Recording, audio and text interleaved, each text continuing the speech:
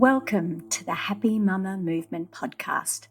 I'm Amy Taylor-Kabbaz, mama, journalist, coach, and founder of Mama Rising. This podcast is a space of community and collaboration.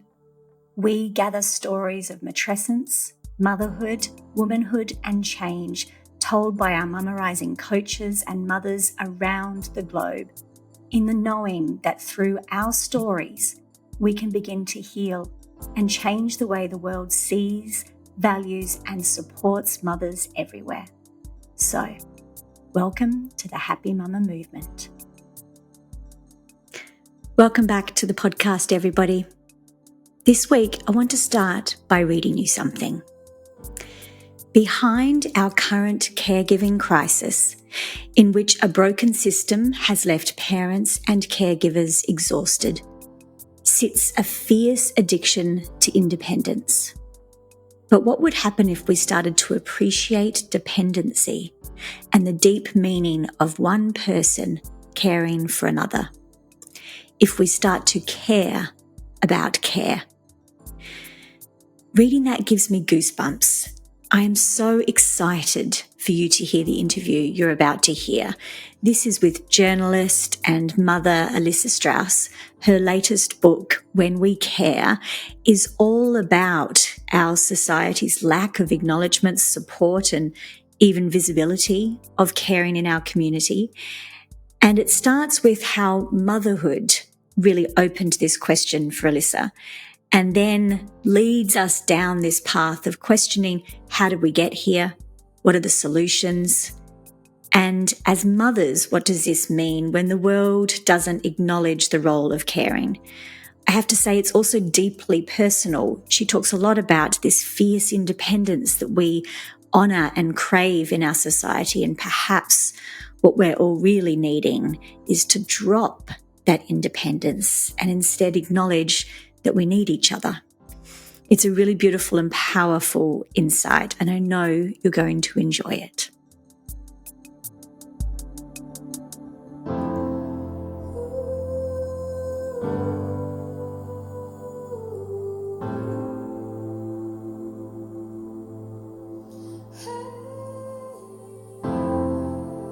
Elissa, thank you so much for joining the Happy Mama Movement podcast. I have been so looking forward to talking to you about your work and your latest book on caring. This is such a huge topic that I think our mama audience's mind is just going to, well, when I read the things that you write and when I started to dive into the world of caring and how we need to value it differently, I have to say it cemented even more my passion for this work. So thank you for joining.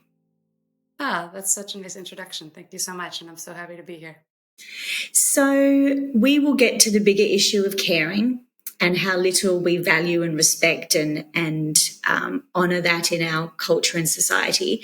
But first, let's start with your introduction to motherhood, because what I love about your story is before motherhood, you were a writer around motherhood and feminism and all of these issues. You were very much aware what was coming, I would say, Yeah. and how skewed the system is and how little motherhood is valued.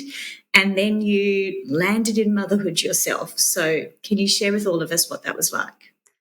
Absolutely. So, right, we talk a lot about maternal ambivalence, and I think often that conversation is limited to, do I want or don't want a kid?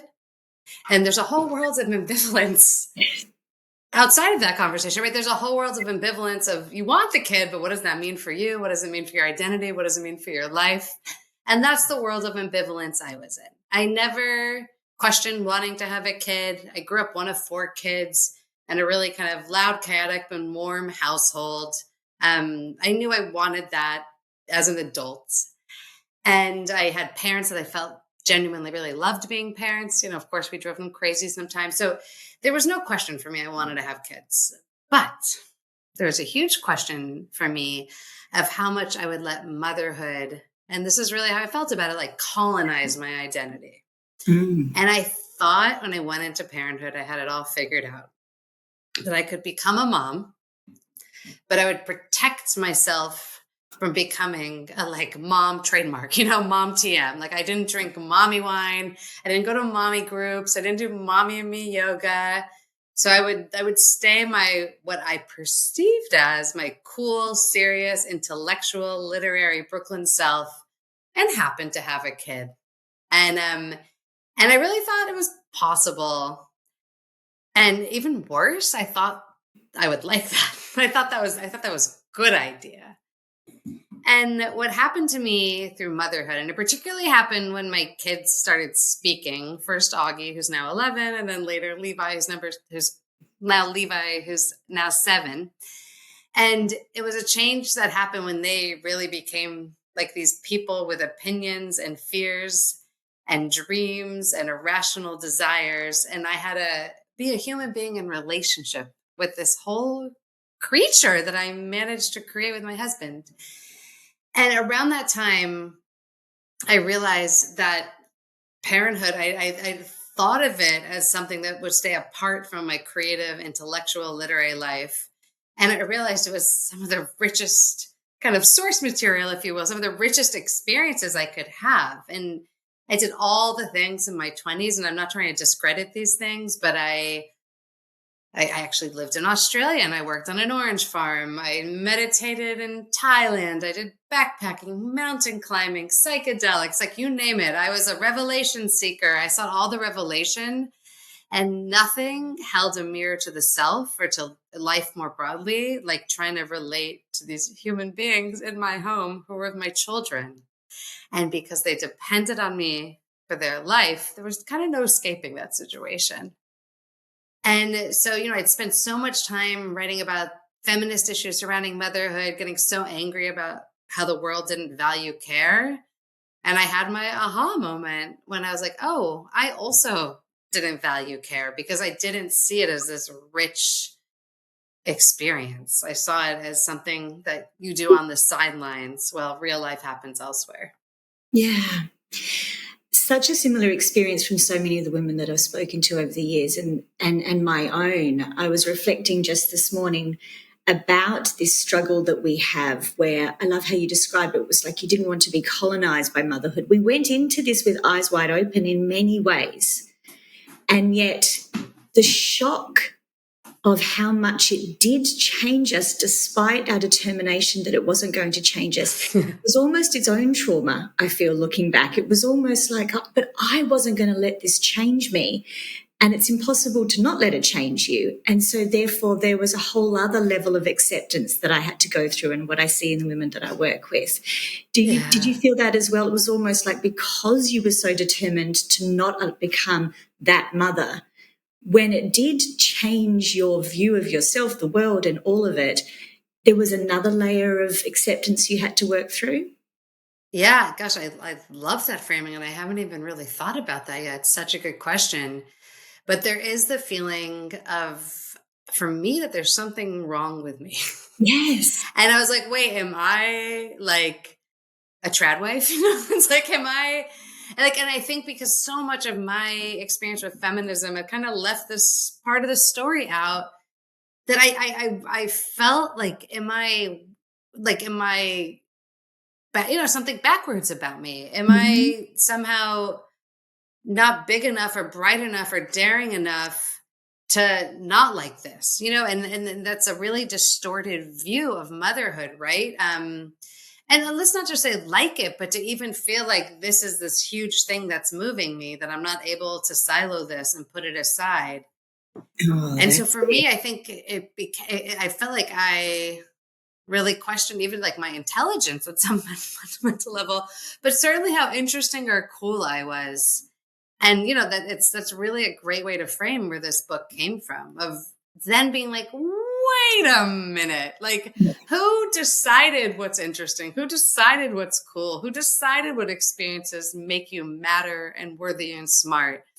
But it took a beat. And there's so few narratives that I think are just deeply feminist, that believe that I work, I have a whole life outside my kids. I travel for work. I wouldn't say I'm someone with a tremendous amount of mom guilt. Like, it's not as though I don't have other lives, other ways of being, but I still also like hold up motherhood as one of the most important things in my life. And where are those narratives that we could really believe in women's liberation? We could believe that care is so wonderful, so great, so huge that men should get on in it too. And we want more for women than women had in the past. Yeah, and that's where we land. I also want to pull on the thread, so to speak, about how beautifully you talk about in your work and in your book our obsession with independence and doing things alone and not relying on anybody and not being dependent on anybody. Again, as I was reading your book, it was this deep confirmation of that was one of the biggest struggles I had when I became a mum, was that up until that point, I wore my fierce independence like a badge of honour, and there was no way in hell I was ever going to have to rely on anybody else. And that doesn't work in motherhood. I mean, it doesn't work in life, but it particularly doesn't work in parenthood. And it made me very sick and very alone and very dark. So can you talk to us all about our obsession with independence? Because you also go into the history of that and how we got here. So, yeah, let's go macro for a moment. Yeah. I mean, I love starting with Charles Darwin on this subject because, listen, I don't know about the education system in Australia, but I know that in America, Charles Darwin equals competition. It's survival of the fittest. This is like our basic, rudimentary, culturally accepted idea of how humans survived. The species survived because we were competitive. And that's what the great thinker Charles Darwin said. And that's our fundamental nature. And it's man versus man. He didn't think that. And when I went back, and I was almost like I had to read it 17 times, and I'm like, is any like looking around, I wanted someone else in the room to be like, are you seeing this? What? How? What? Because Charles Darwin was equally as invested in what he called sympathy, but today we could call empathy, care, dependence. And he said, like, a species will not survive without that too. So both competition, yes, and dependence. And I feel like just the fact that that's so not in our cultural narrative, and we so don't see ourselves as a species that made it to where we are because we depended on each other. And all the anthropologists who have studied this agree, we learned how to depend on each other by caring for young children who are so friggin' needy and that it's actually impossible to survive as a species and have one person be in charge of a baby. And from there, all of our understandings of what it means to be dependent and rely on each other were built. It was built upon childcare for small human children who are born way needier than any other species because of our big old brains and need such intensive care for the first year of their lives.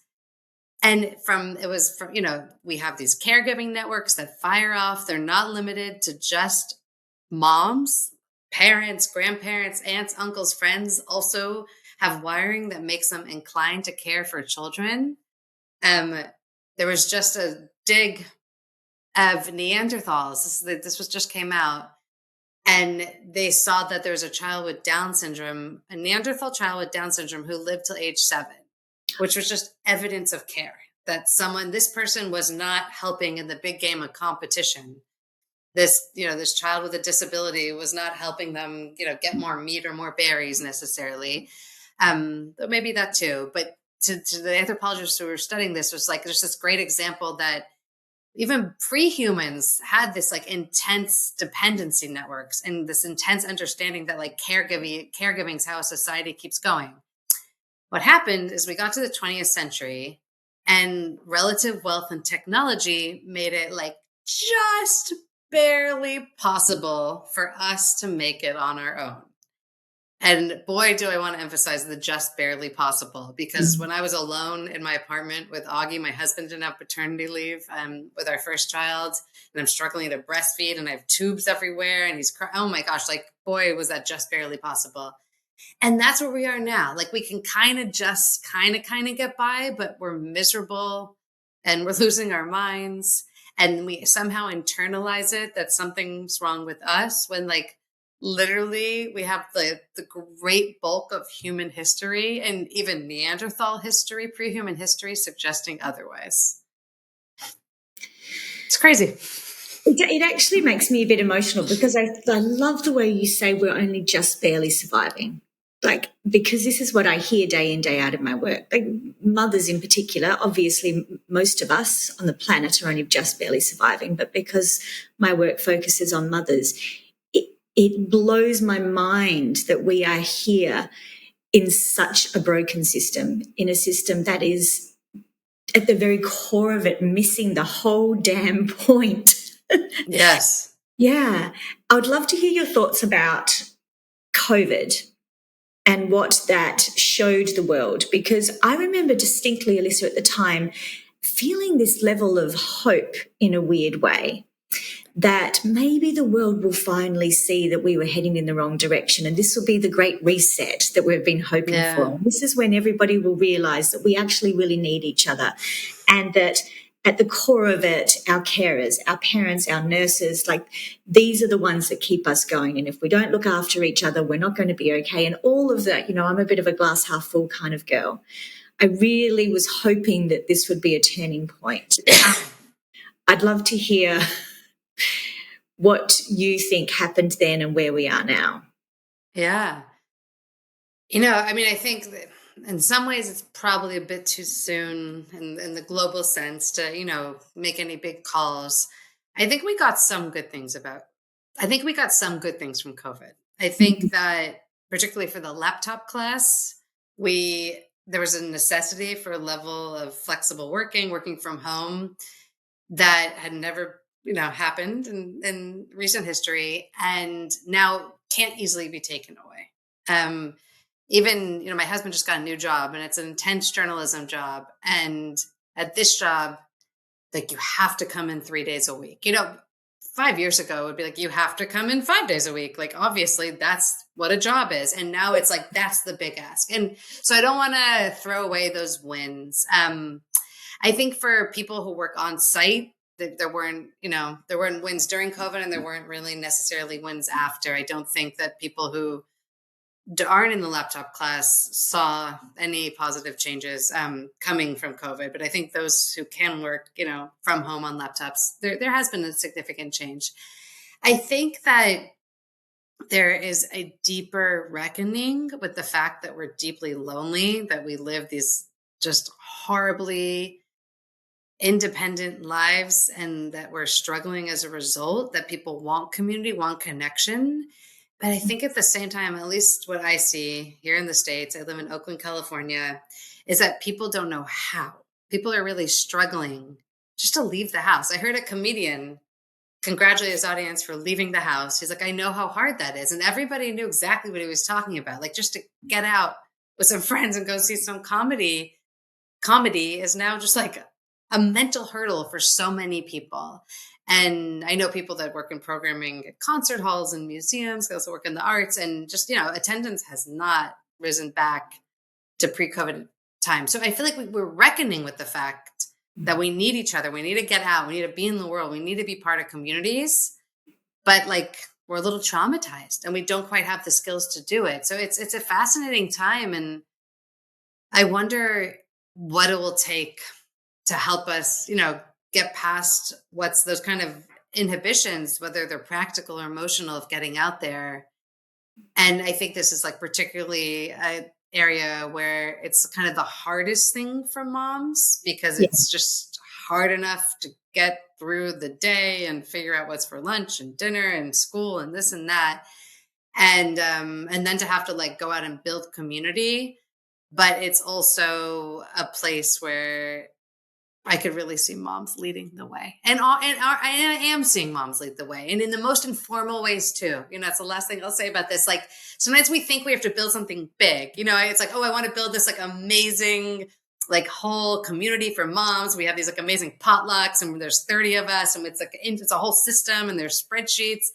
And like, that's really nice. And I do want that, but like, I have not had the bandwidth to build that. But what I have had the bandwidth to build is like truly just showing up for neighbors whose kids go to the same schools my kids go to, Like, whenever you need me, I'm here. Your kids are welcome at my house. Just really being like open door policy, to have really good friends that I could like drop my kids off at a moment's notice. Friends who also like know all of our problems and struggles as a family, and we know there's that emotional intimacy piece. So I think it's like, I think moms are starting smaller, and a lot of walls have come down, a lot of guards coming down, and maybe we should, see that as a post-COVID success, even if it doesn't feel like a formal Yeah. revolution quite yet. Oh, I love the way you use the word revolution, because that's what I talk about in my work as well. I think it is going to be a revolution, and I do believe it's going to come from the mums, because as we look, as you would know and talk about as well, like when you look at history, the revolutions have always come from the ones that are most affected. It's always started from the ones that are most affected by the problem. And from what I can see, it is like the number of mothers that I've spoken to who had babies during those 2 years of COVID lockdown on and off. In some parts of Australia, they were in lockdown for 2 years almost. Those women, their experience of becoming a mother is so vastly different than anything else that we could understand. My kids are all teenagers almost now, so my experience was incredibly lonely and isolating. I felt completely alone. And yet I could walk out my front door and go and join a mother's group. So those women are fierce about finding their community now and not being alone. And I think that's going to be a big reckoning.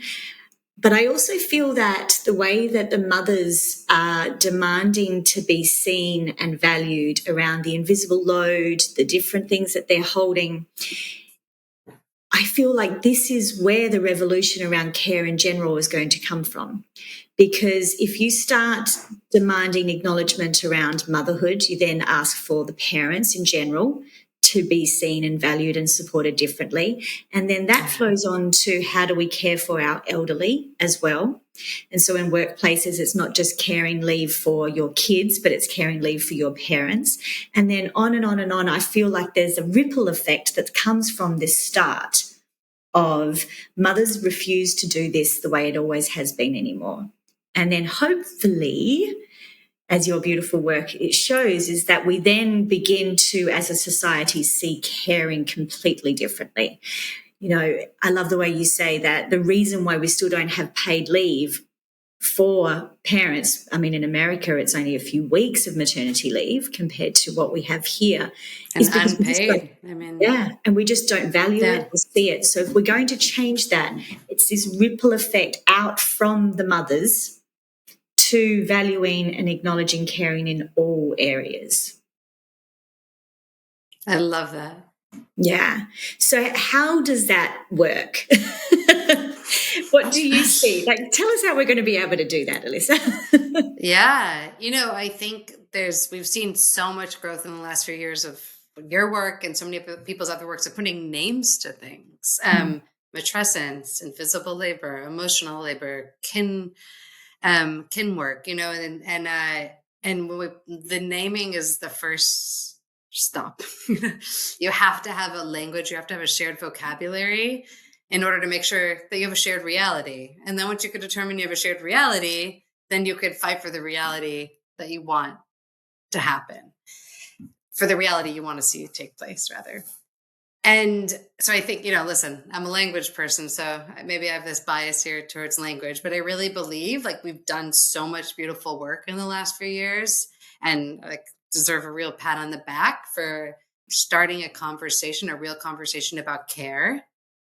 And I think that the conversation, what I try to do with my book, I so appreciate all the work being done on policy. I think it's totally essential. I am not kind of by nature a political activist or advocate, but I'm with them, but it's not my gift to the world, and something I feel like we need always alongside the policy conversation is this insistence on widening the aperture on care altogether, asking ourselves, like, did anyone mention the word care in philosophy 101, psychology 101, economics 101, heck, even feminism 101, because they didn't for me.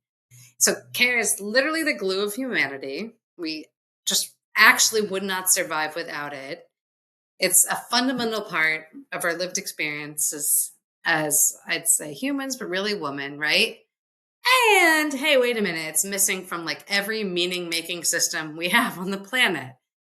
Even religion. Religion, we kind of, but we like skirt around care. There's, and we have Virgin Mary on the wall holding a baby in this beatific, scene.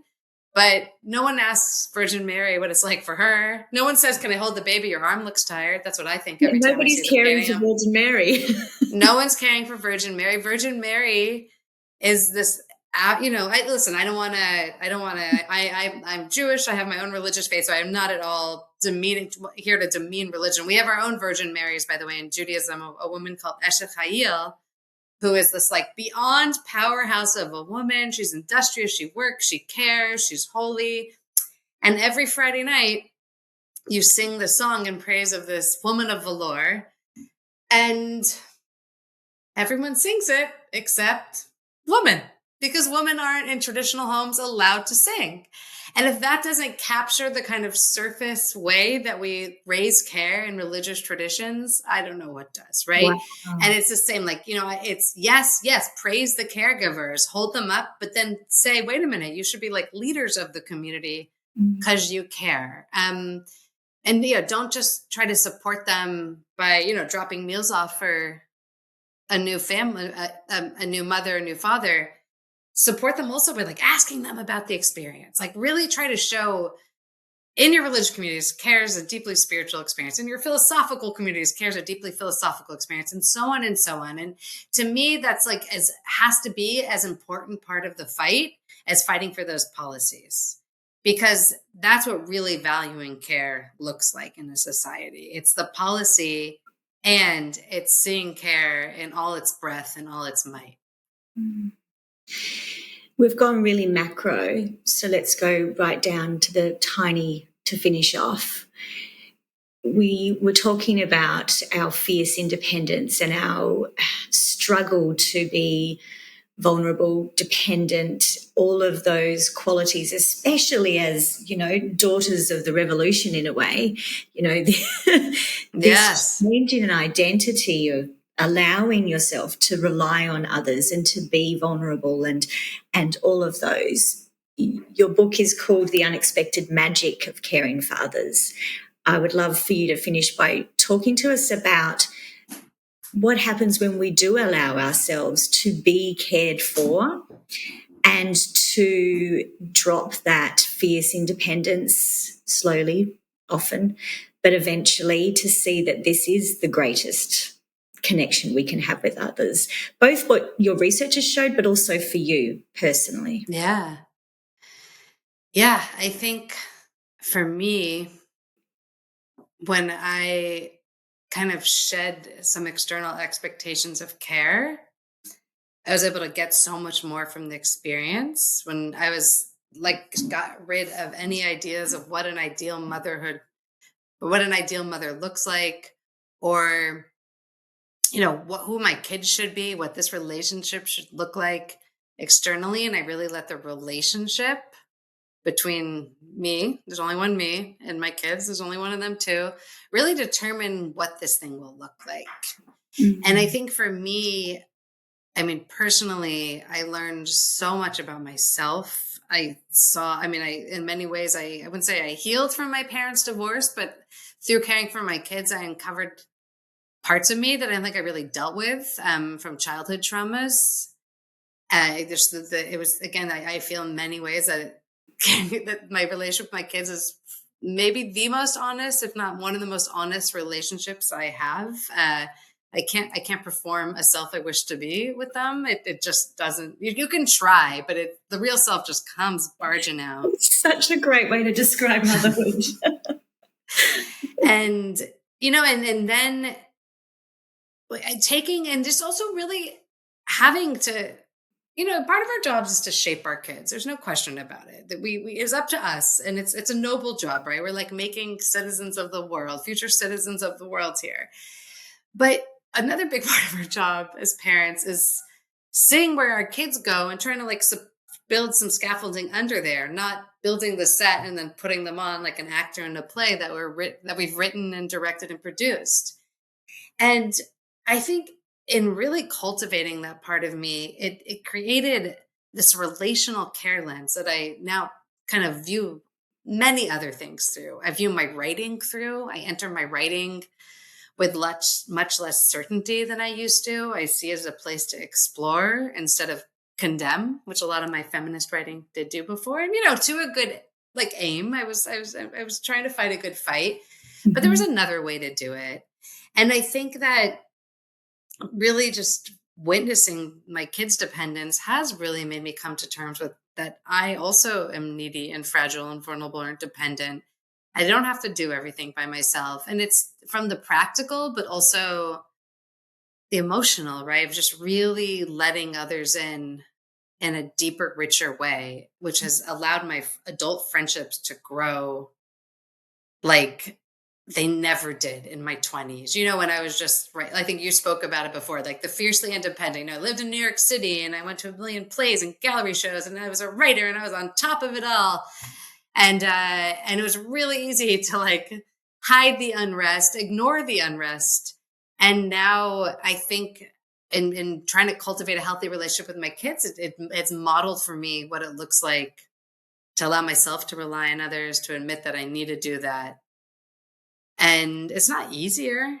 It's not, probably harder in many ways, but it's just a much richer, more meaningful way to live. Yeah. And, and then it's how can we scale that up in society? How can we put that relational care ethic into everything we do, whether it's the teacher-student relationship, whether it's the nurse-patient relationship, politician and citizen relationship.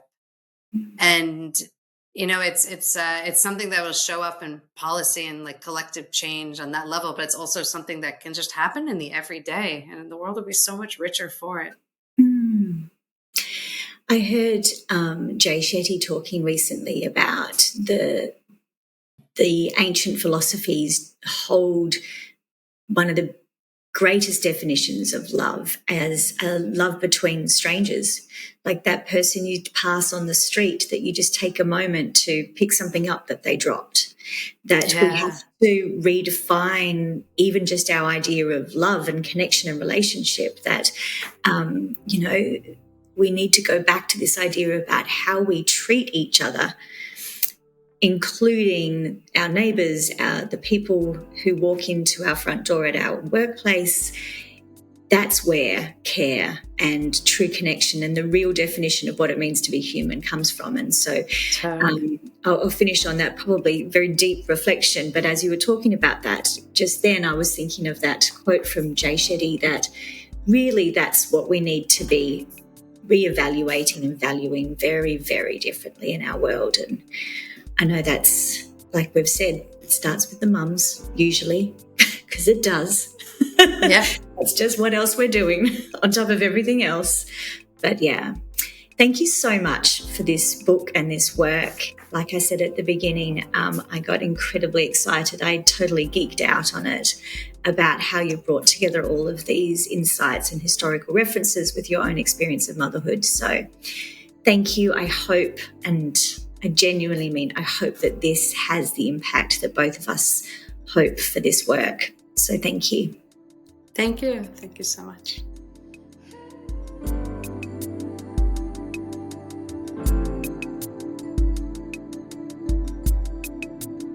Thanks, as always, for being a part of our global matrescence community.